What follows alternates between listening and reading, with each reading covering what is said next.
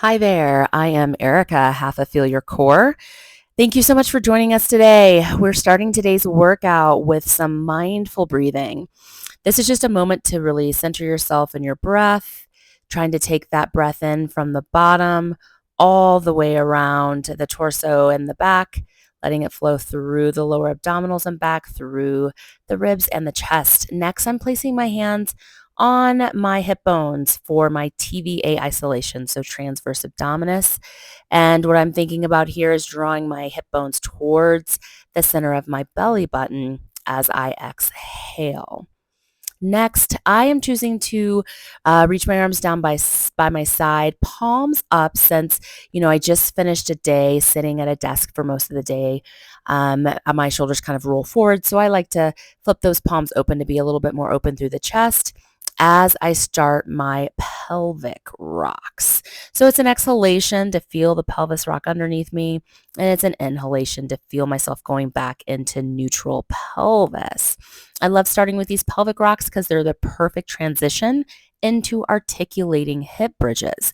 So I like to just start the bridges nice and slow, not trying to go for a full out, max out my range in the first one, again, because this is like my first kind of nice full movement since sitting for several hours in the day. One of the things I like to really focus on is only really engaging my glutes at the very top for that hip extension, opening up the front of my hip, and really utilizing some glute activation since, again, I've been sitting in hip flexion all day. Next, I'm bringing my knees into my chest with my breath to prepare for the dead bug exercise. So as you can see, I like to start my dead bugs slowly because it is a coordination exercise. So I am starting with my arms, loving this extension that I'm getting overhead. Of course, you do not have to do this range of motion. It can be smaller. And as you see, I'm trying to kind of figure out where are my wrists. I kind of want them over my shoulders. And then a little oopsie there as I'm like, which leg, which arm? Totally normal, which is why I like starting them in a smaller range of motion. You can see that I'm extending my legs straight up to the ceiling at first, because to extend those legs out at an angle or lower down is going to trigger a bit more activation through that hip flexor. So I want to make sure I'm nice and warm first, ready for that ab engagement, the length and strength through the abdominals and through the low back, to be able to keep my pelvis nice and neutral as those legs extend and the arms extend.